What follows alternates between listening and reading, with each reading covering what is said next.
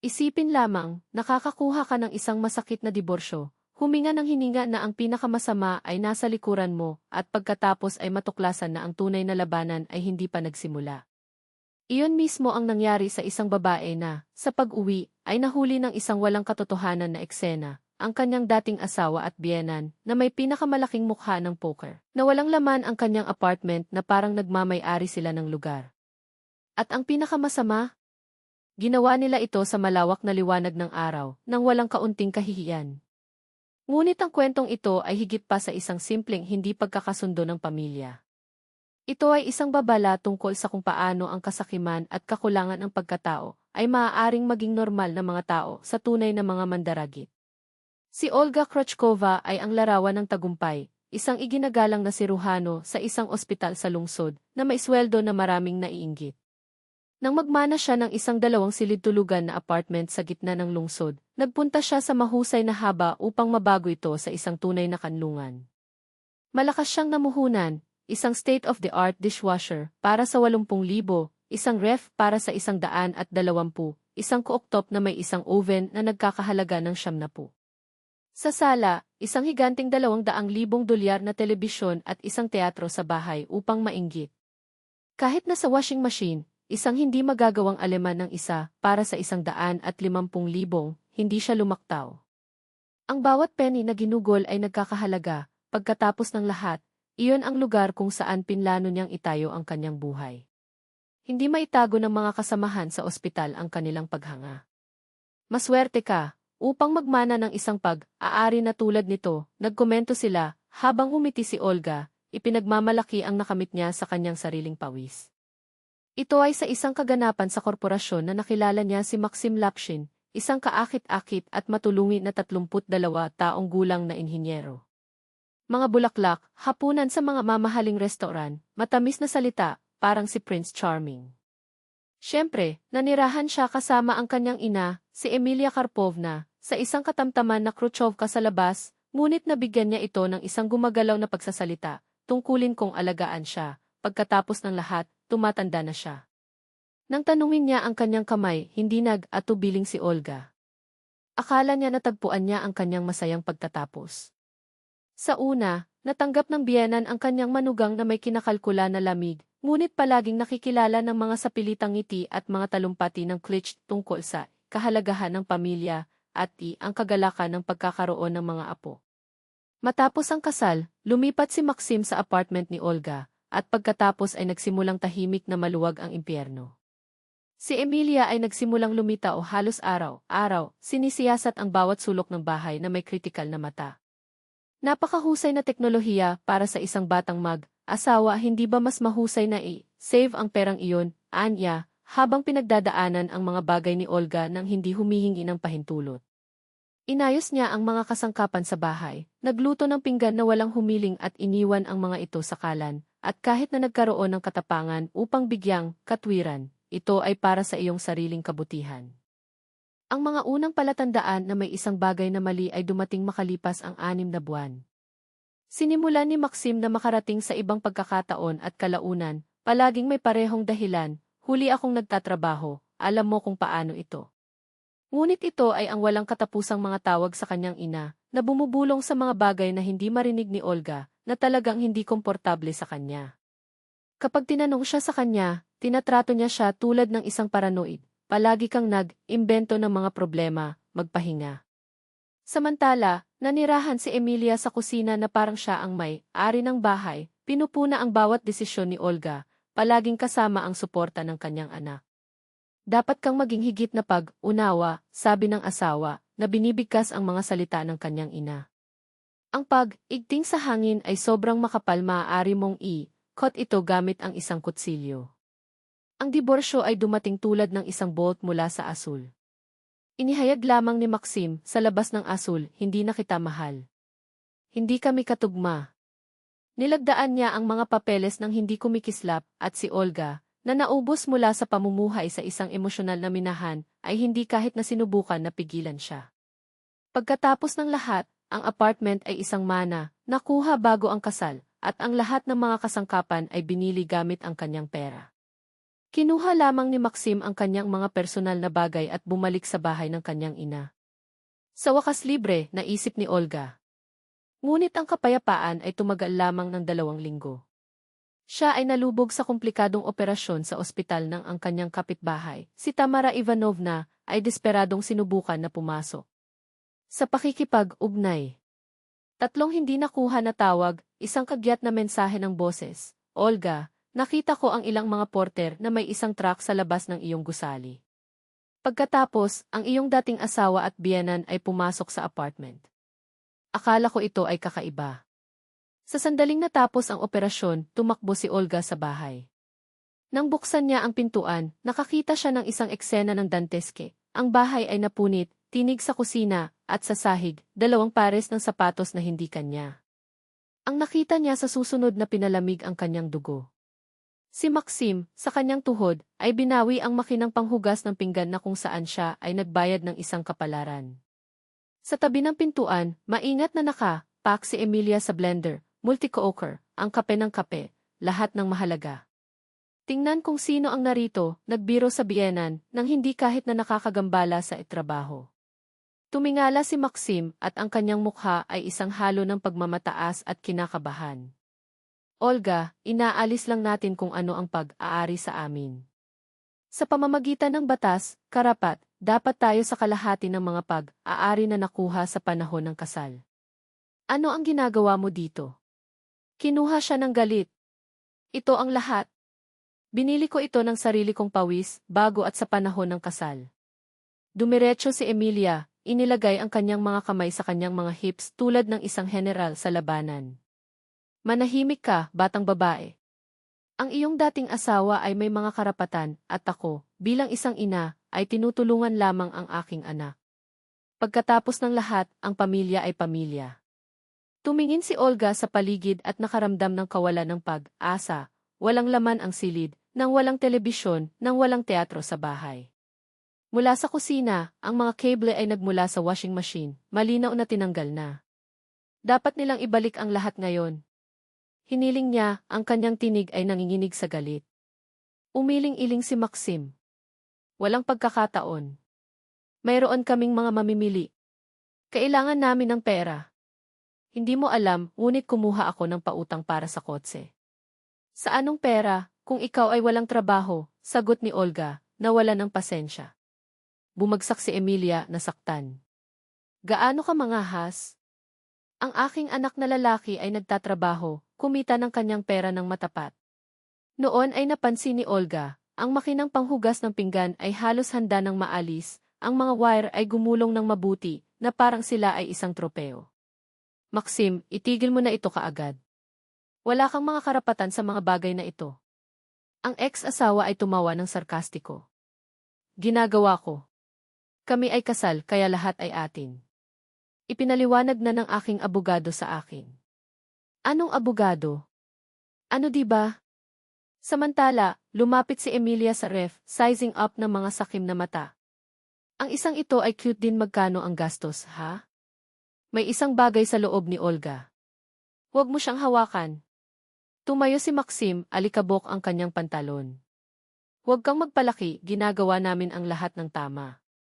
Makukuha mo ang iyong bahagi at makakakuha kami ng aming. Ang mga salita ng kanyang dating asawa ay sumigaw sa kanyang isipan tulad ng isang babala, kung hindi ako kumilos ngayon, kukunin nila ang lahat. Sa salpok, siya ay sumulong pasulong at sinampal si Maxim, kaya mahirap na ang tunog ay sumigaw sa silid.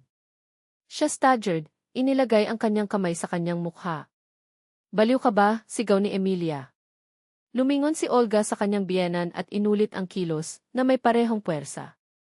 Ang babae ay nahulog sa isang upuan, hinawakan ang kanyang pulang mukha. Lumabas ka sa aking bahay ngayon. At ibalik ang lahat ng iyong nakuha, inutusan si Olga, ang kanyang tinig ay namumula sa puot. Hinaplos ni Maxim ang kanyang pisngi, ang kanyang mga mata ay puno ng kamandag. Pumunta tayo sa istasyon ng pulisya. Magbabayad ka para dito. Inatake mo ang 2 inosenteng mamamayan. Gagawin nila, hinamon ni Olga, huminga ng malalim. At ipaliwanag kung bakit ikaw ay nagnanakaw ng isang bahay na hindi kabilang sa iyo. Tumayo si Emilia, ang kanyang mukha ay nasusunog ng kahihiyan at sakit. Sa palagay mo ba ay hindi ka parusahan? Ang aking anak na lalaki ay may mga karapatan. At sa tuktok ng naitinaas mo ang iyong kamay. Si Maxim ay inilalagay na sa kanyang Amerikana, tinukoy. Halika, nanay. Sa istasyon ng pulisya, ilalagay nila ang mabaliw na babaeng ito sa kanyang lugar. Pagkatapos ay babalik tayo at makuha ang natitira ng walang mga problema. Iniwan nila ang slamming ang pintuan, iniwan si Olga na nag-iisa sa kaguluhan. Habang naglalakad ako sa mga silid, lumubog ang aking puso, telebisyon, washing machine, teatro sa bahay, microwave, nawala ang lahat. Isang pagkawala ng hindi bababa sa kalahating milyong riis. Sa pag-iling ng mga kamay, kinuha niya ang telepono at tinawag si Grigory, isang mapagkakatiwalaang abogado. Sa loob ng ilang minuto, iginuhit niya. Ang diskarte, mag-file ng ulat ng pagnanakaw ngayon at tipunin ang lahat ng patunay ng pagbili. Hindi sila nagkakaroon ng pagkakataon. Samantala, sa istasyon ng pulisya, sina Maxim at Emilia ay kumikilos sa kanilang teatro. Siya, na may panyo na pinindot sa kanyang mukha, ay nagkukunwari na marupok na biktima. Siya, nag-vociferating para sa hustisya laban sa marahas na babae na nangahas na ipagtanggol ang kanyang sariling tahanan. Ngunit ang hindi nila alam ay iyon, sa oras na ito, ang batas ay hindi nasa kanilang panig. Ang opisyal na nasa tungkulin, si Starkov, ay nakinig sa mga pahayag na may matalim na titig na nakakita ng daang mga kaso tulad nito. Ang mga pulang marka sa parehong mga mukha ay hindi maikakaila, si Emilia Karpovna, kahit na humihikbi sa pagitan ng mga pangungusap, tulad ng isang aktres sa isang pangwakas na eksena. Kaya, ikaw ay nasa apartment ng Citizen Kryuchkova na nag-aalis ng elektronikong kagamitan. Tuyo na tanong ni Starkov. Ngunit sa pamamagitan ng tama. Sumabog si Maxim, ang mga ugat sa kanyang liig na nakatayo. Kami ay ikinasal. Karaniwan ang mga ari-arian. Isinulat ni Starkov ang lahat ng ito na may maingay na kalmado. At kailan nakuha ang pamamaraan na ito? Ang tanong ay nahulog tulad ng isang talim. Sa panahon ng kasal, syempre, ni aantig si Emilia, ang kanyang tinig ay masyadong nanginginig upang makumbinsi. Tumingala ang opisyal, walang kaparis. Pinakasalan sila ng 6 na buwan.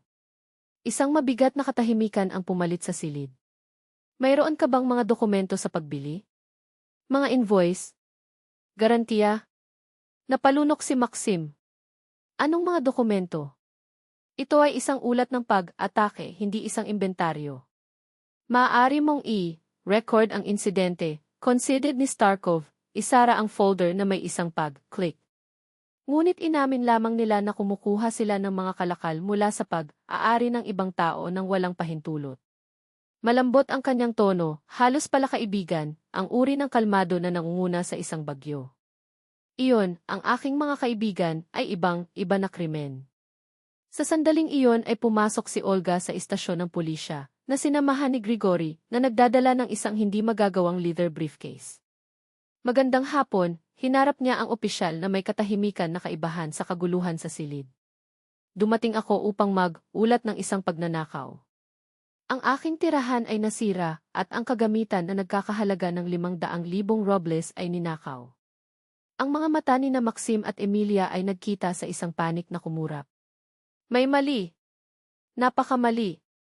Sinuri ni Starkov ang mga dokumento na ibinigay ni Olga, mga invoice, pahayag sa bangko, sertipiko ng pamana ng apartment. Ang ref ay binili 2 taon na ang nakalilipas, ang DH 18 na buwan na ang nakalilipas, ang makinang panghugas ng pinggan, binasa niya ng malakas, habang ang mukha ni Maxim ay naging puti. At tumagal ang iyong kasal. 1 taon, sagot ni Olga, nang hindi kumikislap. Iyon ay, ang lahat ay nakuha bago, kasama ang aking pera. Binuksan ni Grigory ang kanyang portfolio. Ang aking kliyente ay may lahat ng katibayan na ang mga individual na ito ay iligal na sumalakay sa kanyang pag-aari at nagnakaw ng mataas na halaga ng pag-aari. Hindi pagkakasundo ng pamilya, opisyal. Ito ay isang krimen. Ano ang ibig mong sabihin na iligal? Sigaw ni Maxim, walang kontrol. Mayroon akong mga susi. Ang mga susi sa isang pag-aari na hindi na sa iyo at kung saan wala ka ng mga karapatan, sagot ni Grigory, malamig. Ito ay tinatawag na pagsira at pagpasok. At, nasinamahan ng pinalubhang pagnanakaw, ang parusa ay maaaring maging malubha. Hinila ni Emilia ang braso ng kanyang anak, nanginginig ang kanyang mga daliri. Max, umalis na tayo. Hindi ito magtatapos ng maayos. Ngunit tumayo na si Starkov. Gentleman Lapshin, samahan mo ako sa opisina upang magbigay ng isang pahayag. Mayroon kaming dalawang talaan, ang isa para sa pagnanakaw at ang isa pa para sa pag-atake. Linawin natin ang lahat lubusan. Ang sumunod ay isang kirurhiko na pagbuwag sa kanyang mga kasinungalingan. Natuklasan ng investigator na si Maxim ay walang trabaho sa loob ng 3 buwan, isang detalye na itinago niya kahit na mula sa kanyang sariling ina. Na ang pautang ng kotse ay natapos na sa loob ng 6 na buwan. Na ang pamamaraan ay naibenta na sa mga reseller para sa kalahati ng presyo bago ang kipagnanakaw ay nakarehistro kahit na. Sinubukan ni Emilia na protektahan ang kanyang anak, ngunit ang bawat salita ay naghukay ng isang mas malalim na libingan. Inamin niya na pinlano niya ang aksyon, na napanood nila ang schedule ni Olga, na pinili nila ang tamang araw upang kumilos. Sa pamamagitan ng gabi, malinaw na, ang mga talahanayan ay lumaban sa kanila. Ang ulat ng pag-atake ay tila isang biro ang nagbigay ng katibayan ng pagnanakaw ng kalahating milyon. Ang mga marka sa kanyang mukha ay nawawala na, habang ang mga dokumento ni Olga ay lumiwanag, hindi mababawas. Inayos ni Grigory ang pagbubukas ng isang kriminal na kaso para sa malakihang pagnanakaw. Humarap si Maxim hanggang sa 6 na taon sa bilangguan, Emilia, pagiging komplikado. Ang mga nagbebenta ay matatagpuan sa loob ng ilang oras, ang ilan sa mga kasangkapan ay naibenta na, ang iba ay nasa isang maruming bodega pa rin sa labas ng lungsod. Ang proseso ng pagbawi ng mga ari-arian ay mahaba at nakakahiya. Sinubukan ni Maxim na makipag-ayos kay Olga, nag-aalok upang maibalik ang lahat kung aalisin niya ang reklamo.